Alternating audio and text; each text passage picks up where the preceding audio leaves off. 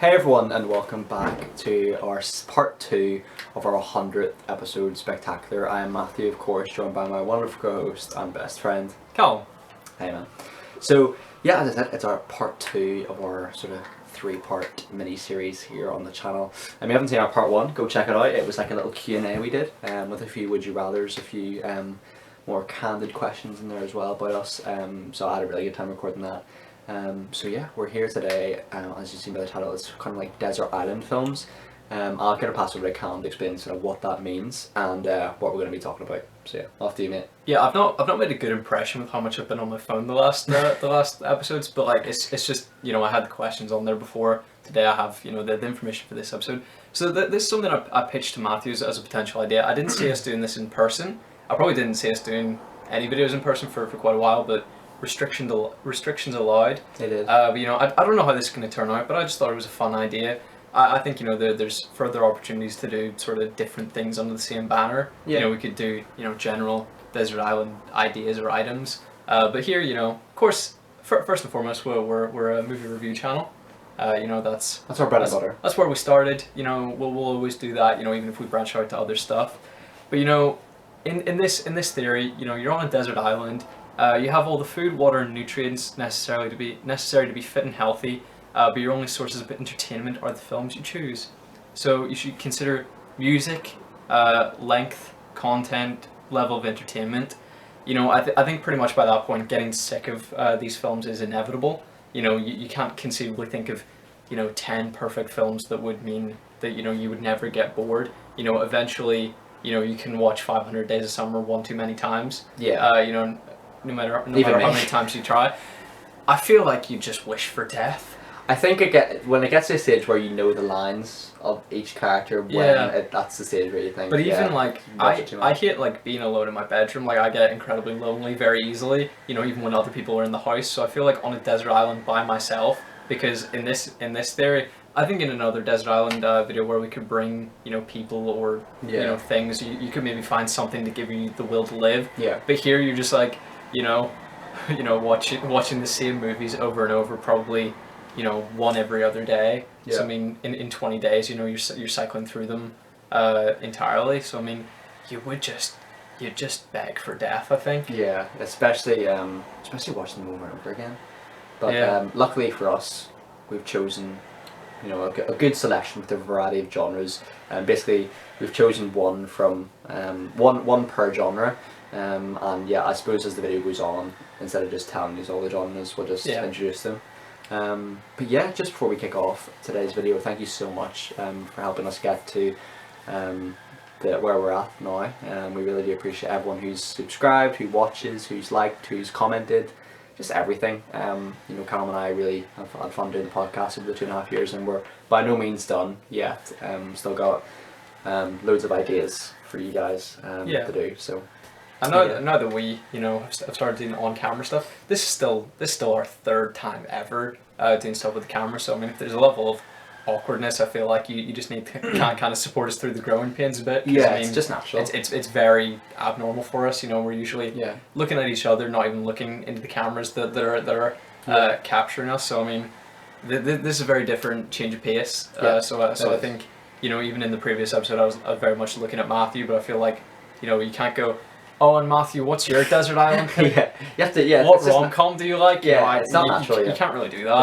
Exactly. I mean, you know, I feel like that's why YouTubers, for the most part, probably you know, record things by themselves, because it is like, you know, I think it's fine to watch people chat, but you know, I think you're sort of obsessing about the fact that you're not looking at the camera. Yeah, I agree, and it's weird because some people make it look so natural.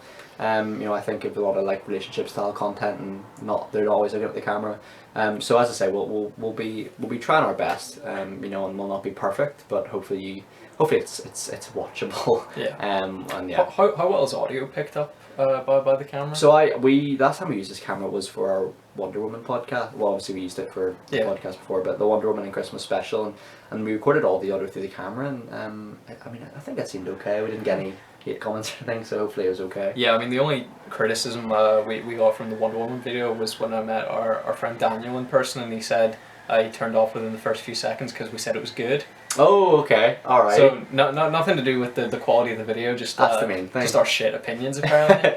But yeah, I suppose, mate. I don't know if I did these all in order of what you did them in. Yeah. I'm just kind of hiding my list from you now. So, Okay. so Yeah. I'll let you I start prepared off. my list in order of how I called them out to you. Okay. So Alrighty.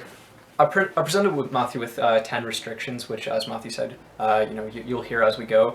But I just wanted to ask you, to begin with, what's actually your favorite genre in general? My favorite genre is the rom-com.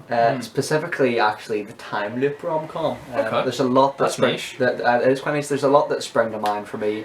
The main one, I guess, everyone has seen, or most people, is Groundhog Day. But we reviewed a movie at the start of this year called The Map of Tiny Perfect Things. A film that doesn't make the cut today, but still a fantastic watch. And then you've got others as well out there. About Time isn't really a time loop, but it's still got that sort of element to it. So rom-coms, but time loop rom-coms especially. What about you? That's fair enough. I'd say it's probably an equal balance is stricken. But between sci-fi and romantic comedy, name a human sci-fi. Because I find it difficult to empathize with aliens for the most part. I think I can see Star Wars I find great for the most part. Space Sweepers was great. Blade Runner films I'm a big fan of. I like when a human protagonist is put into a sci-fi world. Yeah. That'll be what appeals to me most. And I think my love of rom-coms will be pretty evident from me, like awkwardly shoehorning in a lot of them into these restrictions, which I came up with. Like I shot myself in the foot completely. I could have just made it easier for myself, but these are sort of very standard genres that I've said that we need to fit our lists into. One sort of notable absence would be international films. Apologies, folks. We just got delayed by a band outside. Hopefully, the audio's Marching band specifically. Marching band specifically, not like the Beatles or anything. No. I wish. So yeah, we're just hopefully the audio's a little bit clearer now, a little bit better. But yeah, I can still hear the whistles. But yeah, like, I'm sure we'll get through it. Yeah. So I mean, physically could still hear the whistles, but not necessarily a Vietnam flashback situation. But yeah, I'm sure we can move on. We can. So mate, I suppose you want to introduce the first genre? Yes. So, I mean, I don't know what sort of like tyrant genie has placed us on this island and been like, you have one of specific genre, but I mean, it's me, I guess. But the first I had written down was one rom-com. I'd like to hear your choice first. Well, the viewers of the channel probably, if you've been a viewer for a while, I think we know what this is going to be. Yeah. It's 500 Days of Summer. Now this movie I absolutely love. It's my favorite movie. And I just think it's one of those films where you can go back to it and notice something different. There's so many standout scenes in there that just make it so special. And I just think it's just a great tale on love in general. It's something if you're on a desert island you could watch and sort of either relate to past experiences or even if you don't relate to it. I just think it's a really good story about just not putting all the expectations on one person, if that makes sense. But it still stays true to the classic rom-com trope of guy gets the girl or vice versa by the end, which I absolutely love, especially that last scene. But yeah, 500 Days of Summer is definitely my answer for that. Incredible music. Exactly, some really good music in there as well. You've got the Smiths, you've got Regina Spektor, I think her name is as well. She's fantastic, and just in general, like the movie's shot so well. It's got a really unique sort of artistic style as well. So yeah, it's definitely my answer for that. And if you can't squeeze The Graduate onto your list, you get the best part of the movie. Exactly. Yeah, you've got a bit of The Graduate in there as well. It's fantastic. It's a great film. So I think because both of our favorite genres are rom-coms and we talk so openly about them, so adamantly about them, I think both of our choices for anyone who watches the channel, it's obvious, Okay. And I think it's. I mean, 500 Days of Summer is your favorite film. Yeah. About Time is my favorite film, so it was the obvious choice, and it's the one I have to go for. Every song in it. The music's few and far between. There's maybe 3 or 4 notable songs, but they're all perfection. They're lined up with the scene perfectly. Even outside of the scene itself. Music that I love to listen to. Il Mondo during the wedding is what I hope to have at my wedding. I doubt that many women will accept that. There's probably There's definitely one out there. A rare few, but that would be the one for me. That's a great answer, mate. And it is honestly one of the most convincing romances I've seen between two people. I hate when I write things in abbreviations and then Right, what you do I go back to mean? them and you're like, Cal has put a lot more effort into this than me. I just wrote like the name of the genre and the name of the film, and hopefully just went sort of off the cuff and riff it a little bit. But yeah, I mean. Okay, no, I figured out.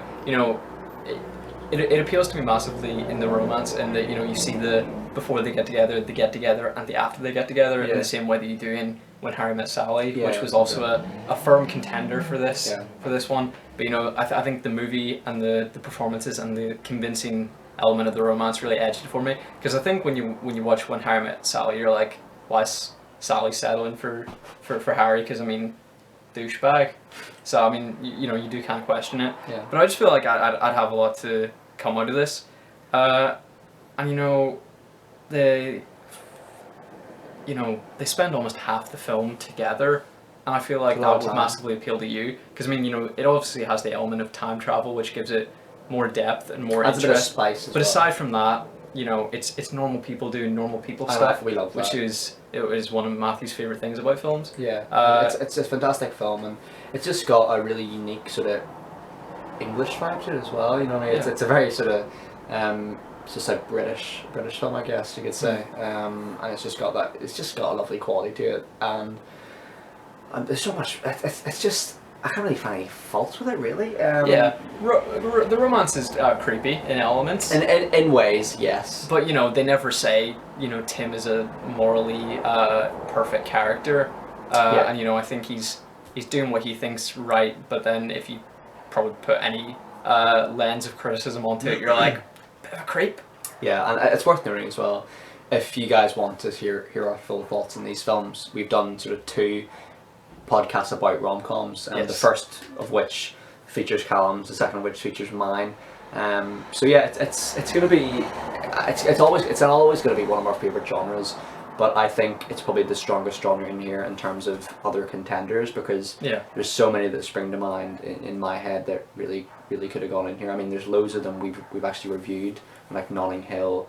Other ones that could have really got in here. It's just the genre's that strong. It's probably one of the strongest genres in film history. In fact, that's why they're so popular. Yeah, and I mean, for several of the choices I have like shithoused a bit. I've sort of wormed some choices in there that are a bit questionable, like with the restriction. So I mean, yeah, I think plenty of sci-fi rom-coms you could have snuck in here, and you kind of couldn't have argued for it.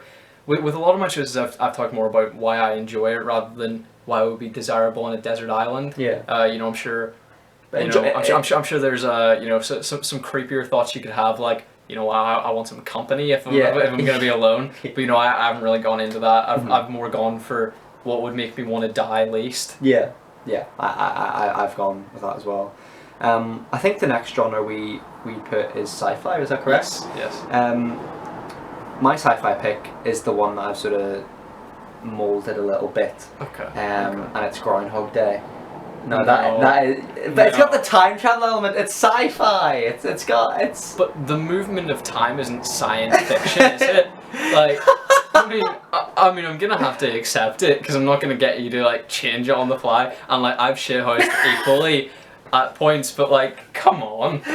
Groundhog. I couldn't find it. I could not find a genre to put Groundhog Day. Groundhog Day had to be in there. And also, I think sci-fi is difficult, because in theory I really like the genre, but in practice I could think of very few movies. Of course, sci-fi. If I had to sort of. I'm already regretting my pick because I just thought of a better one. If I already had to nail it down to one specific, film for sci-fi, you're looking at Back to the Future, something like that. Maybe Terminator 2 for me. Okay. I absolutely love. But for me, I know I deeply regret my decision, but I'm just gonna have to go with it. But for me, I went for Groundhog Day. Of course, we did we've done a full review of timed movies on the podcast ages ago, so you can hear our full thoughts there. It's worth noting that I'll not keep saying that for every film, because for every film that we've sort of had on our list, we've probably reviewed them at one I'd stage. say 9 out of 10, I'd say. Yeah, I agree. But yeah, I mean, Bill Murray's fantastic. It's got a really great romance as well. It's a bit creepy at times, of course. That comes in the time limit movies, but I just think it's any like prior knowledge that you've learned in a past life that the other person doesn't know they've told you, it's gonna have an element of creepiness to it. I think just what makes Groundhog Day so special for me is that it's key in the film that a character learns a lesson, and I think that's one of the more integral parts of that film. Obviously, Phil Connor starts off as a really sort of just guy who hates his life. He hates being a weatherman, but by the end he turns out to be like a nice guy. Gives to charity. He's a nice guy. Helps a homeless man. He's a nice guy. Yeah, he only needed 10,000 years. Presumably, a minimum 10 years to transition from being a bit rude to now just being a total creep. Yeah. So I mean, it's one step forward, two steps back. It is, but in a way, it's for me, it's just a special film. I absolutely love it, and had you seen it before? I hadn't seen it before we reviewed it on the channel. But I mean, what more do I have to say about it? It's a classic, and it's one that I definitely hope they don't make a sequel for. You know what I mean? It's one of even a sequel. I wouldn't like a sequel. Ooh, okay. Yeah, I think it is a perfect distillation. I think no more needs to be said about it, but I wouldn't be entirely averse to it. Yeah. What about yours, mate? My choice, I deeply regret it now, but I have it written down, so it's locked in. It's Blade Runner 2049. Okay. Which I mean, okay. I massively regret it now, because you've said Back to the Future, and I have to admit, time travel obviously comes into sci-fi, obviously. And that's like machine time travel. I think that's more science fiction than Groundhog Day. not to poo-poo your choice, but doesn't work for me. But Back to the Future absolutely should have been the choice. I've gone with Blade Runner 2049, and even thinking now, I'm just lying to myself. Like I respected it for like its artistic merit, but I mean, did I enjoy myself? I mean, I've failed this assignment. Well, what do you feel? I'm not your teacher, mate. Yeah. I failed. I said it for myself. What do you like about Back to the Future then? Just go off the cuff. I know you. Well, I'll go with Blade Runner 20. Okay. Well, like I'll pitch to you what I said. I mean, you don't know because you haven't seen it. I haven't seen it. I wanted to ask you in the Q&A, and I forgot to. Like, has there been a movie since then that you've pretended to have seen? And like there's probably reviewed off the back of clips. There's probably bound to be. I'm sure of it. Did you watch all the Rocky films? I actually did watch all the Rocky films. Okay. There's bound to be a few that I've just lied or filmed about. Lied sounds so harsh. Because you were working full time. You kind of had all the hours in the day to like watch all those films and edit all of them. One that springs to mind. One that springs to mind is Happy Death Day, I think. I'm not that impressed about that. Like, it's not a great film. All the like the film franchises we do, I've seen them. Indiana Jones, whatever, all those ones, Jurassic Park, Back to the Future. The good ones. The good ones. Yeah. But I mean, there's probably bound to be some that I've definitely. What percentage of Happy Death Day did you watch? Actually, it's weird because I remember specific scenes from it, but it's probably like 33%, about a third, I'd say. Yeah. Was that you like piecing clips? Well, because like I write such like in-depth notes on like about like the beginning, middle, end. Like you see you go, yeah, that was a good ending. Are you saying you watched the first third of it, or did you watch like? I watched just the entire thing, bits and bobs. Bits and bobs. Okay. Bits and bobs. So yeah, probably Happy Death Day. Okay. I imagine you got the broad spectrum. I got the broad idea of it. That's fine. So for Blade Runner, I said, the original is a bit dull. I'll be honest. It has my favorite movie quote, as I referenced in the Q&A video. Mm-hmm. All those moments will be lost in time like tears in rain. I just think it has a real beauty to it. Agreed. But I do have to admit the second definitely surpasses the original in general quality. It still has that kind of meandering plot, but at least this is anchored with Ryan Gosling, who actually seems like he wants to be there, rather than Harrison Ford. And it looks incredible. It has this incredible used universe where it feels like people have existed in it for decades. And it feels like a future. It's obviously the original set in 2019, which is obviously has come to pass, and there are no flying cars. Disappointed. But I mean, it did have a few things that did come to fruition. The huge billboards were sort of something that really came across. And here, I like how it doesn't. In the way that like the Terminator Dark Fate sort of acted as a sequel to, you know, something that's already like outdated, if you know what I mean. Yeah. You know, this was, you know, talking about an outdated idea and then only going 20 years into the future. So I mean, you know, in what is it, like 28 years, we'll know that everything that happens in that film is really far-fetched. And, you know, the way it doesn't shy away from that, I really respect. Yeah, agreed. And, you know, it's an immense runtime. So, if, you know, on a day where you're looking to kill time, you know, rather than yourself, you know, I think that's maybe one to go for. Mm-hmm. Yeah, it's important as well, considering the desert island aspect, like a film's length, all that, those kind of things. So they come into it eventually. Because I'd say for the majority of them, I've gone which will I enjoy the most rather than which will occupy the most time. Because if you're hating watching it, you know, there's no point really. Yeah, exactly. The next genre, mate, if I'm correct, is comedies. Yes. And I have specified dark or otherwise, but I forgot to say that to you. That's okay. So my one's a bit of an unusual one because initially it was a standalone film, but recently a sequel has been announced, which I am not too happy about. Okay, It's Wedding Crashers. Okay, I've starring never seen Owen Wilson and Vince Vaughn. Now, we haven't reviewed this in the channel, and it is probably because, you know, there's so many good rom-coms out there. You know, I'm sure we'll get to it eventually when the sequel comes out, whatever. But it's just a hilarious film. Vince Vaughn is probably my favourite comedic actor, and Owen Wilson, of course. We've seen him in Loki, and I think he's got a wider, you know, a wider acting range than potentially we'd thought. I think certainly with that role. In that he can play a likeable character, Yeah, other than Lightning McQueen. He's a bit unlikable, isn't he? He ruins Route 66. He does, you know. But yeah, I absolutely love this film. It's got some hilarious moments. It's got like a pretty stellar cast. It has Bradley Cooper before Bradley Cooper was famous. So yeah, he's got a role to play there as well, and Rachel McAdams as well. So it's a fantastic film. The only thing for me is, because there's a sequel announced, you always think it's not going to live up to the hype, and obviously the actors will be older, will they still be as funny? But Wedding Crashers, it never fails to make me laugh, and that's the main thing of a comedy that is so important. So Wedding Crashers is my answer. My choice is it's a cult classic, one that we have reviewed on the channel, and it's Harold and Maude. Of course. It's one that I don't think a huge amount of people have seen, but the people who have seen it love it, and I think it's because people are so off-put by the plot, which is that, you know, a 21-year-old guy falls in love with a 79-year-old woman, you know, which is an inherently hilarious plot. So I don't know why people don't give it a chance. Yeah. It's presumably because, you know, they think it's creepy, but I mean, two consenting adults, you know, chillax guys. Loves but yeah, how they play it out, how the performances work, you know, him, you know, ironically in his youth, you know, having this resentment towards life, and then Maude, you know, in her older age, having this, you know, bright, sunshiny personality. You know, I just think it really works. And in my opinion, it's the greatest soundtrack of all time.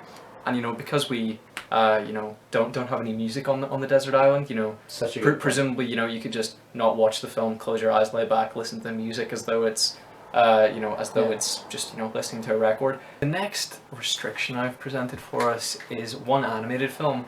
And we also don't watch a lot of these because, I mean, you know, let's be honest, you know, half of them are appropriate for kids and kids alone, really. Yeah. You know, I think we find that with a lot of Disney films that, you know, they sort of weren't up to our nihilistic, bitter standards. Which, I mean, you know, obviously the priority is, you know, is it good for kids? Yeah. Which is fair enough. Yeah. But I say we don't do a lot of animated movie watching. No, the best animated films are for me always are ones that adults can enjoy too. Yeah. You know, ultimately. But what did you go for this genre? Well, you know, I'm usually surprised by animated films. I think I don't have a single one on my to watch list, which has, as I told you, 600 films on it. You know, probably more than that. Let's be honest. But you know, not a single one is animated, and the only animated films I see really are in the cinema, because you know I just feel they're a bit of a waste of time. I'm not gonna lie, like I rarely enjoy them. But you know, I think it's a safe bet always to go with Disney. You know, a lot of people like Disney. A lot of them don't appeal to me, especially musical Disney by and large. But you know, I thought, you know, if you're going for the best of the best, and Disney's regarded as the best, I'd just go for my favorite Disney film, which is The Hunchback of Notre Dame. It's a classic. You know, classic. I just think it's rare that you get such a, you know, like pure of heart main character. You know, he's obviously in love with Desdemona, but you know he doesn't, you know, put any pressure on her. You know, he backs off as soon as you know he sees that she's actually in love with whatever, like the blonde-haired Chad is in that film. Yeah. You know, I have no idea what his name is. But you know, I think it has the best villain song, Hellfire. Agreed. The best villain, you know, he's morally complex. I mean, obviously the worst, but like, you know, he presents moral complexity, and I just think it's incredible. You know, I just think the setting is amazing. It's rare. It's a rare setting. Yeah, and you know, the little music that it has is all incredible. It's very like choral, like, you know, it's very religious music. You know, because of course, you know, he's in the bell tower as part of the church. Yeah. But you know, for some reason, you know, I would think there would be a lot that would, you know, that I'd take exception to, but I really love it. I agree. It's undoubtedly one of the best Disney classics, I think.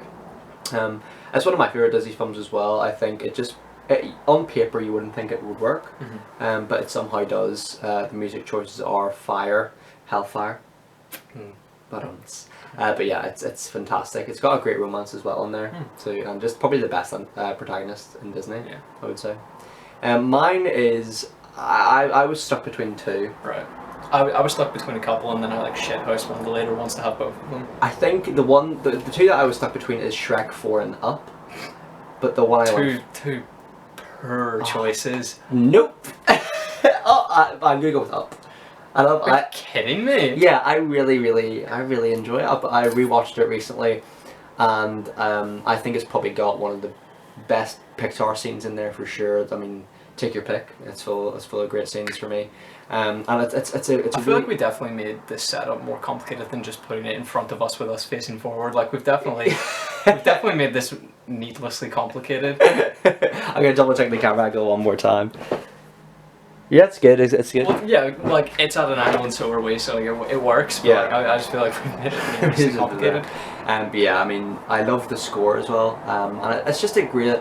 It's probably one of the more emotional Pixar films, but still, it's got humour in there, and we've reviewed it on the channel, of course. But yeah, I think I like it more now than I've ever have. I remember really enjoying it when I was a kid, and I can appreciate it more now as I'm a bit older.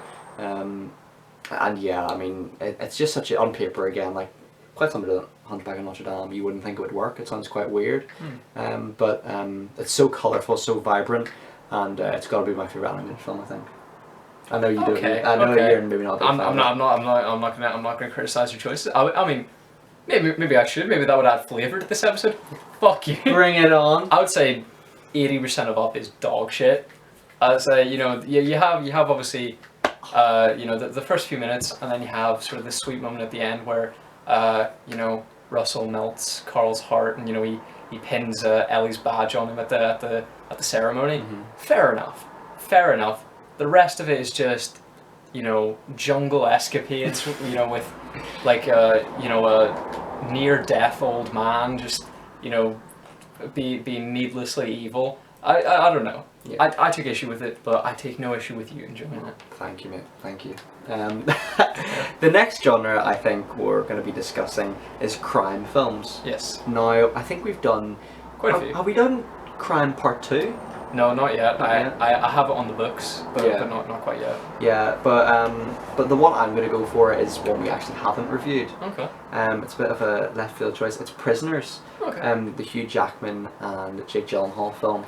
I think this encapsulates what makes a crime film so good. It's got mystery in there. It's got tension. It's got great performances. And it's not necessarily about your typical sort of gangster crime. It's more just, you know, a child goes missing, and I think that's what's up. It is a bit more sort of realistic, you know, and you know, in that sense. And I don't think I've ever seen a film as well acted in my life. It feels real. You know, and you know, I'm a big fan of true crime podcasts. And this felt just like one come to life. It was incredible. I haven't seen it, but you know, from what I've heard, it's a lot about the investigation rather than like, you know, I'd say most of the crime films we've talked about, most of the ones I like, it's sort of about you know, like a slick criminal, you know, who's pulling off some kind of heist. Yeah. And you know, they're, you know, you see the moral complexity, but in the end, you find them quite likable. But here, you know, it's the main character is actually a good person after someone who's bad, and it's the investigation of the crime rather than it's, rather than its occurrence, which I find, you know, fascinating, and I'd absolutely love to watch it. Yeah, it's a good spin in the genre. For anyone who hasn't seen it, I'd definitely recommend it. What's your answer, man? Well, like, as much as I love, you know, the spectacle of like Heat or Goodfellas, you know, obviously incredibly long films, but you know, very very rewarding. You know, they feel like, especially the Goodfellas, because it's sort of decades spanning. It feels like a saga. Yeah. You know, it feels like what The Godfather tried to do, But in one film. But in one film and better. You know, and you would never want to see a sequel to that film either, because Goodfellas is perfect. You just know it is absolutely perfect. Agreed. But it's not the one I went for because, you know, sometimes perfect isn't fun. And you know, I think on the desert island, once again, I don't want to depress myself too much, and I feel like I don't want to see like, you know, Ray Liotta's character and his coke habit. I have no idea what his character's called, by the way. Neither. Like, I forgot it. you know, I remember plots quite well, but you know, names of characters, you know, pretty much go out the window almost immediately. But the one I went for is just pure fun, and I mean the characters are technically terrible people because they're committing a terrible crime. But you know, you can't help but love them, and not just like tolerate them, but love them. And that's in Raising Arizona. That's interesting. I thought you were going to go with The Fugitive. The Fugitive? No. No. Because, like, I didn't like... Spoilers alert for The Fugitive, as if anyone cares.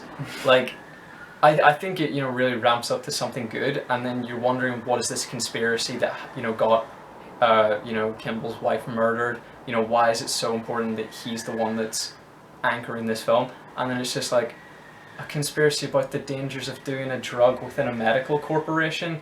Like, I feel like that's just the answer to so many things in those kinds of films. Yeah. You know, where it's just, you know, it's the same as the plot of Catwoman, unfortunately. You know, where it's like, you know, in that, you know, the villain is like, you know, my God, these cosmetics are causing people's skin to go bad. Like that, you know. I mean, there's a reason that movie's like derided. I see the fun in it. Not intentional. It's not intentional fun. But you know, there's enjoyment to be had. There's enjoyment to be had, certainly. Well, but, you know, talk to me about that answer is simple. Like that point of The Fugitive simply sort of rules it out for me as being like a great film. But Raising Arizona, I think it's just Nicolas Cage actually seems to care. You know, he's not phoning in a performance. He's, you know, fully committed to it, and he's actually funny. The romance between him and Holly Hunter is incredibly convincing. You know, and again, they're bad guys that you just can't help but love. The crime that they're actually committing is kidnapping a baby. Is that like a Bonnie and Clyde situation? Yeah, you know, she's an ex-police officer who fell in love with him because he was a criminal that kept like crossing her path, and then she leaves the police force, and then they you know, become a married couple, but they can't have kids, so they decide to take a baby from this you know, from this rich guy who has like quintuplets, and he doesn't really, you can barely distinguish them. You know, but the one they take happens to be like his, you know, his junior, so like it's the one he really cares about. Oh, okay. You know, so that's why they sort of get hunted. You know, obviously they're doing something awful, but you know, you can't help but love them. And there's some, you know, I sort of criticized before Hereditary for doing some sort of like weird out of left field stuff, but like there's, in the third act, there's some weird stuff that makes no sense, but it's sort of like kind of love it. Oddball, you know, screwball comedy that like is really appealing. Yeah, and it's a film that I haven't seen, but I remember you said to me you'd seen it, I think, in the cinema or something. Mm-hmm. Yeah. It's like a classic screening, and yeah, it's nice to see that a bit of an older film makes the cut as well, because I know maybe some of the films that we've listed here are more sort of in the last 10 years or so. Yeah. But there's still something to be said about those old sort of classic films. I think that was like 1987 or something, was it? Around this? Early 90s? Early 90s, yeah. 1990, I think. Yeah, around then, I suppose. Yeah, but it's a film I haven't seen, but you've intrigued me into watch it. I feel like we would definitely do an entire thing on the Coen brothers, because you know, they have so many films, and they're they're some of the most consistent filmmakers. Because you know, my favorite director is probably Rob Reiner. You know, where he's directed When Harry Met Sally and The Princess Bride. He's directed Rumor Has It, which is not a film you've seen, but not good. Dear God, I'm surprised I didn't say that for the worst film I've ever seen in the Q&A, because it's essentially it's a fictionalized version of the backstory behind the making of The Graduate. It's a very complicated way of describing it. I mean, this is a tangent, but essentially... Was this what you were going to do for your report? No, okay. No, like, it's, as in, it's like, for the backstory of The Graduate. Oh, okay. So, if you haven't seen Rumor Has It, you know, this will be Spoilers. not a glowing review. So essentially, Jennifer Aniston goes back to her like old hometown, and she's engaged to Mark Ruffalo, and then she finds out from her mother and her grandmother that her mother has had sex with the same guy as her grandmother, and that was the relationship and the situation that was then the basis for Charles Webb to write The Graduate. Oh, so okay. this is like a fictionalized account, obviously. Okay. And then Jennifer Aniston goes and has sex with the same guy. So he's the Benjamin Braddock figure who's had sex with now the grandmother, the mother, and the daughter. And who plays him? That's Kevin Costner. Who is like a shagger, like fair enough. Like he would get those three women even, you know, despite the generations, but like it's disgusting. So under our next restriction. Yes. Yeah. So, you know, the channel was birthed in the spirit of superhero films. A genre which in our past was presumably our favourite, you know. I think both of us, you know, carried that through school. We were big fans. I mean, now that we're sort of broadening our scope on better films, you know, that's probably maybe inching further into our minds and into our preferences. You know, I wanted to honour the past of the channel and ask you, on a desert island, what would be the superhero film that you would bring with you? Mine is one that is from quite a long time ago now, and you know, it's one that it's probably my favourite film trilogy of all time. It's the Raimi Spider-Man films, of course. It's Spider-Man 2. Now, I know that's not your favourite of the trilogy, but for me, I think it's got the best action set pieces of the three, and it's just got so much heart, so much life lessons in there, and just it's got really quotable moments as well. There's some ones that'll just, you know, Raindrops keep falling on my head, they keep falling. Nothing's worrying me. I think so exactly. It's got some I mean, if you want quotable to hear some more singing from us, you know, we course did a full rendition of Wonderful. It's Wonderful in our Spider-Man trilogy episode. We did. But that being said, I mean, yeah, it's my favorite superhero film. It's probably, compared to superhero films these days, it probably is quite a weird one in the sense that there's not much Spider-Man in there. It's more of a Peter Parker story, and that's why I like it so much. You know, obviously Alfred Molina's Doc Ock is incredible. And it's one that I have deep nostalgia for, and that's why it makes the cut. Do you like the original concept where they were going to have it that he'd actually been poisoned by Doc Ock, or do you prefer that it was sort of a mental anguish situation? I quite like the mental anguish situation because it kind of makes sense in the sense that, like, you know, he's not performance anxiety or something like that. You know what I mean? Yeah. But yeah, either way, I think it would have worked. But I'm glad they went the route they did. I agree. Yeah. What about you, mate? Well, for me, you know, if I was going purely based on nostalgia and not what will I enjoy the best for the longest, I would absolutely go for Spider-Man, because it is one of my favorite movies of all time. It's, you know, it was my introduction to superheroes. I absolutely love it. I can't wait to rewatch them. I'm going to do that before No Way Home. Maybe we can do that together. I don't know. But I absolutely love that film. And this is one of the ones that I'd say I shithoused a little, because this is actually my favorite animated film of all time. Okay. But I snuck it in under the superhero category, and that's Spider-Man Into the Spider-Verse. Because you've got an excellent mix of, you know, an incredible animation style, which I was dubious of when I saw the trailers, but, you know, it wasn't until I actually saw it in the cinema, and it's masterful. Agreed. So it's that, supported with it being my favorite character, and really, you know, my favorite version, which is the Tobey Maguire version, essentially being emulated through Jake Johnson, and then that being, you know, my introduction to Jake Johnson, who is now one of my favorite actors of all time.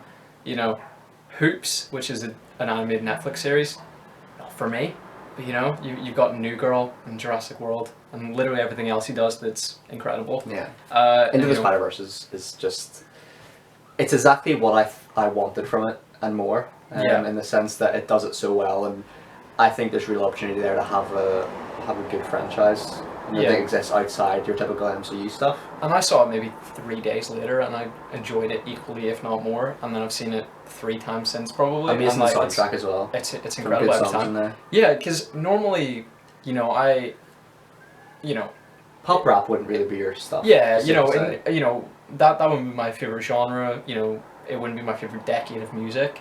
You know, but it's probably some of the best original music written for a movie. You know, Sunflower, Post Malone and Sway Lee, and Scared of the Dark are the two notable ones for me from that. It's amazing. Yeah. So yeah, you know, those are the little that's the tiny part of the Venn diagram where, you know, rap or R&B you know, fall into my music preferences. Yeah, and with that as well, that's one film I can definitely, like, you can see a clear creative vision there. It's got a you know, a vibe. It's got a great tone, and yeah, I can't wait for the sequel. To be honest with you. Yeah, you know, the other day, you know, it was announced that like Jake Johnson is in talks, I heard, yeah, and I'm like, it's coming out like next October. Like, yeah. You've animated like, you know, 80% of it probably. Like, you know, so if he's only in talks now, that means Peter B. Parker is absolutely in it, but that means if talks don't go well, Peter B. Parker will be in it, but not voiced by Jake Johnson, and I feel like that would just be horrendous. Mistake. I agree. I mean, I think, you know, it's not a difficult impression to do. Like, I'm sure you know, someone could emulate it, but I mean, it's not the same. Why would you do that? Exactly. Mate, I agree. So, mate, what's our next genre? The next genre is action adventure, and this is one I purely put in because it's significant amongst a lot of people's preferences, but yeah. I struggled massively with this one. So did I. Mine's actually a film in as a poster up in the room. Oh, I mean, and it's the one to your right, Back to the Future. I know it's not it's kind of an adventure film. It's an adventure through time. I'll give you this one. It's probably one of my favorite just films in general. I mean, it's one of those franchises where when we first reviewed it back in the day, we kind of thought, oh, it would be okay, but nothing special, kind of overrated. But it's anything but that. I think it's pretty underrated. I regret not making room for it.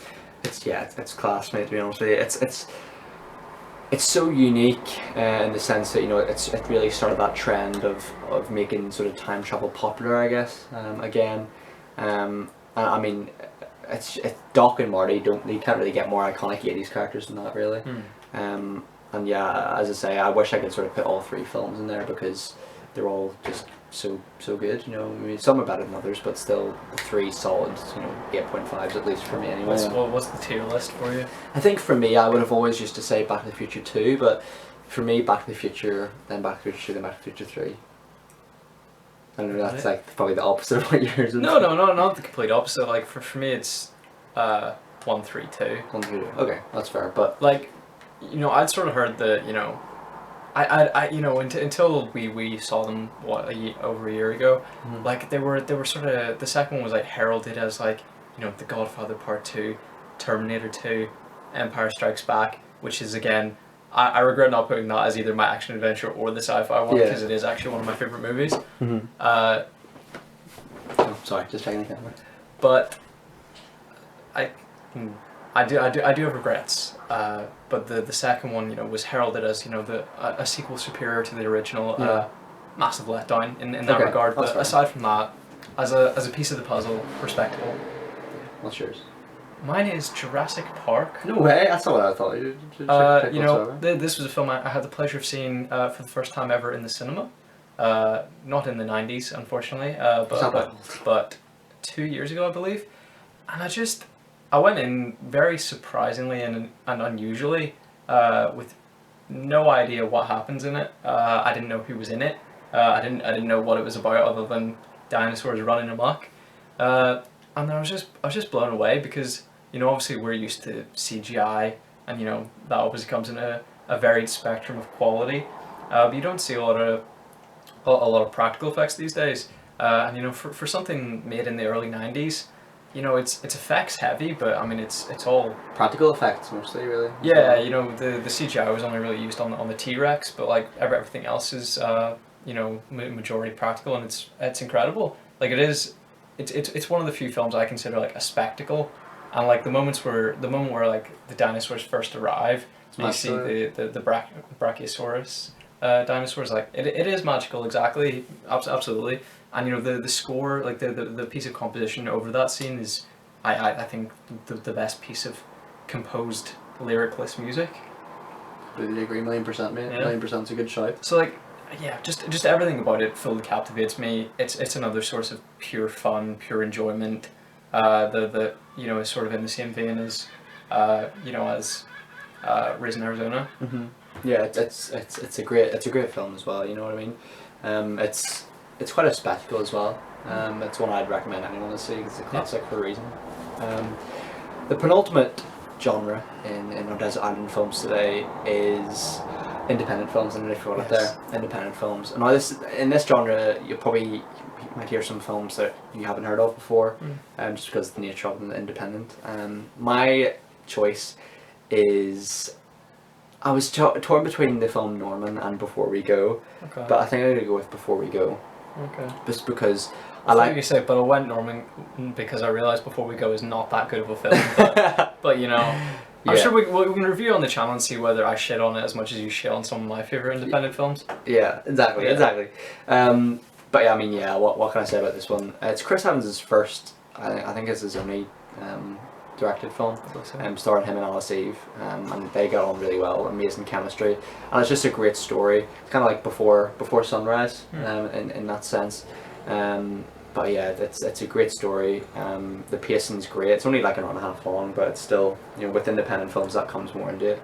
But one of my favourite things about them. Yeah, me too.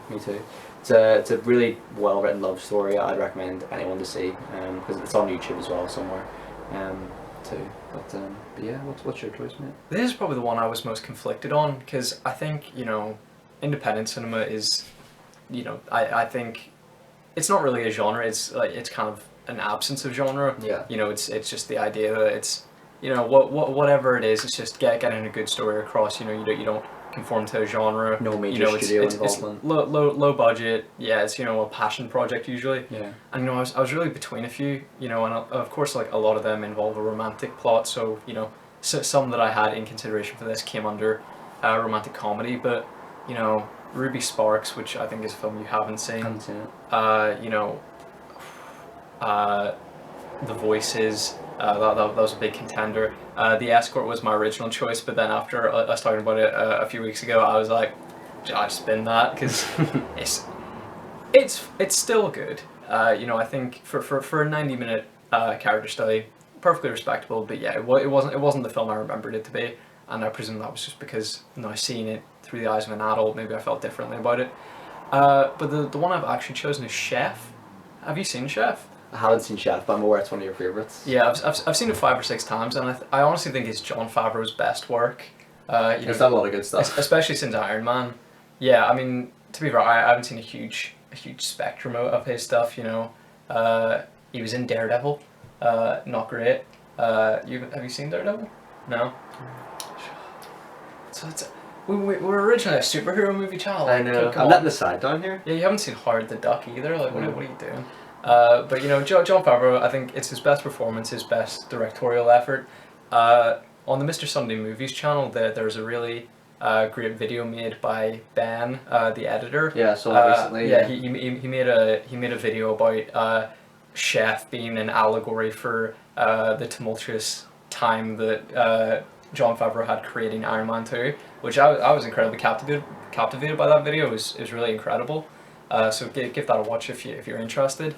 And this film, you know, one of the you know, one of the best aspects of it is the music. So to have that on a desert island is a huge pull factor. From what I'm aware of the film, it's just about doing what you want and proving people wrong. Which is a message anyone can get behind. Yeah, and I think, you know, if you're you know, suicidal and alone on an island, you know, maybe having a glimmer of hope would be something that you would want. You know, because I had originally chosen The Voices, and I was gonna pursue that, and then I thought, you know, it's funny, but you know, do you really want, like, you know, a dark exploration of mental health? Yeah. When you could just have, you know, pure joy. So the final genre we're going to be talking about is our special one. It's our wild card, our wild card restriction.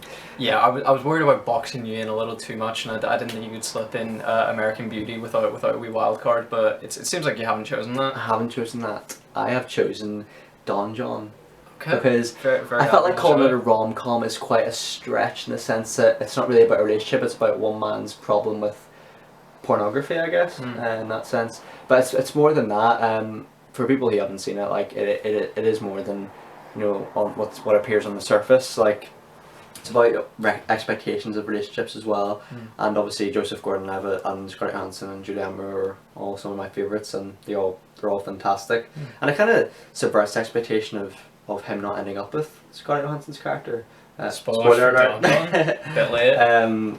But I mean, yeah, I still think it's a fantastic film.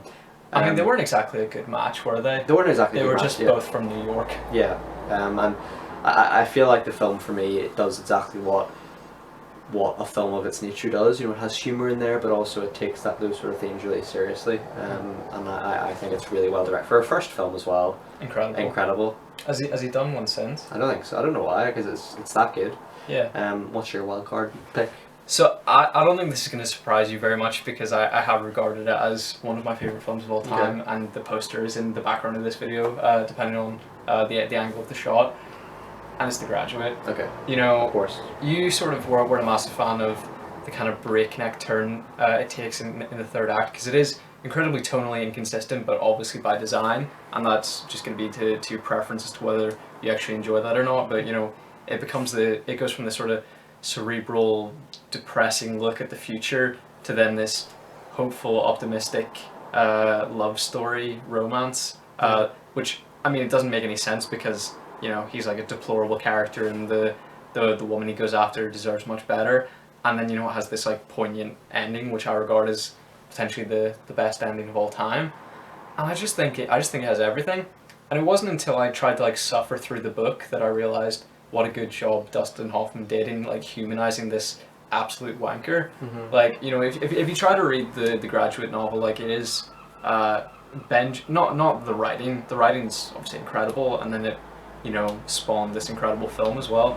But the character of Benjamin himself is like, you know, he's just unbearable. Like, I think anybody would really struggle to read it, you know, even in the way it's written, but also just the character is just appalling, really. You know, he's just so full of himself and thinks that, you know, his future is, you know, he's willing to sacrifice the happiness of everyone, you know, to answer questions he has about himself, which, you know, some people would encourage, but, you know, I think to be considerate is a bit more of the approach I'd want people to take. And, you know, I just think the final act really works for me. It's, you know, it ponders questions, but I don't think it leads you into like a depressing situation. You know, I think 80% of Harold and Maude is like uplifting and positive and beautiful, and then 20% is like a crushing blow. You know, so I think if you're on a desert island and you're looking for a glimmer of hope, I think these two are maybe slightly rogue choices. I think everything else I have is sort of, you know, aside from, I guess, Blade Runner 2049, everything else is pretty like high-spirited, you know, hopeful, funny. And here, you know, you have laughs, obviously, but it's more out of, you know, the uncomfortable situation, or, you know, the absurdity of it. Yeah, or, you know, just the intelligence of the dialogue, but it's not, you know, a laugh a minute or whatever. And, you know, it's not bright and cheery, but, you know, it gives you something to think about, I guess. I mean, I suppose every question you had about it would be answered after probably the 20th watch. You know, it wouldn't take the rest of your life to try and figure it out.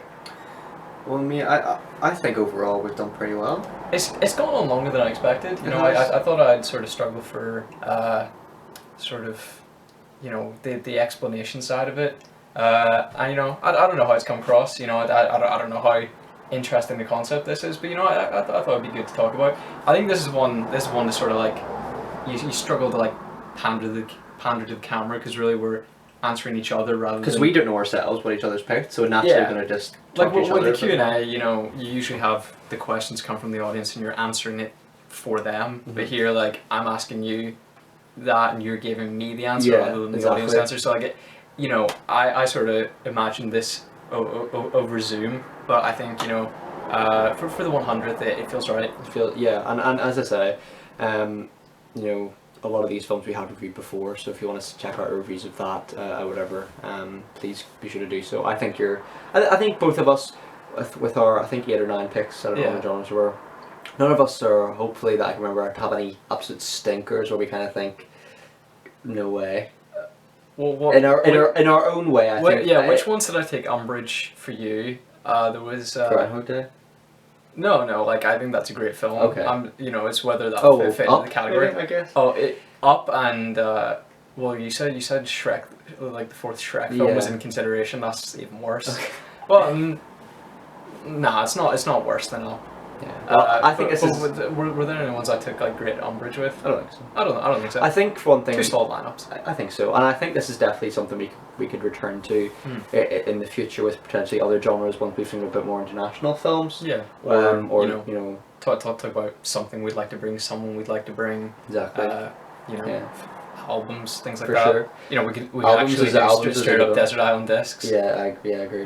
Yeah. But yeah, that concludes our part 2 of our 100th episode of Spectacular.